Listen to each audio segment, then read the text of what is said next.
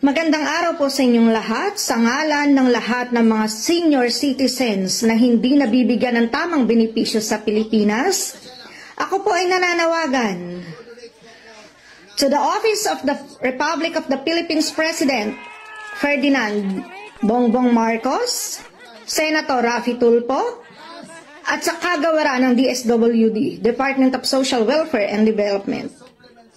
Bakit po hindi niyo pagtuunan ng pansin ang problema ng isang tambak ng mga senior citizens sa buong Pilipinas? Pag hindi ka alyado ng mga mayor, out sa listahan. Pag hindi bumoto sa kapitan, out sa listahan. Pag hindi ka mag-anak ng tagalista, hindi kasali ang mga kawawang senior citizen.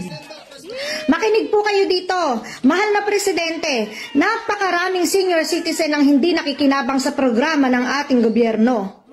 Na dapat sila yung mga PWD na mga senior citizen na nangangailangan ng pambiling gamot, hindi mga kasali sa social pension, pinipili sa lahat, sakit, talamak, sa buong Pilipinas. Pinipili lang yung mga kaalyado sa politika. Yun ang mga isinasali sa senior citizen.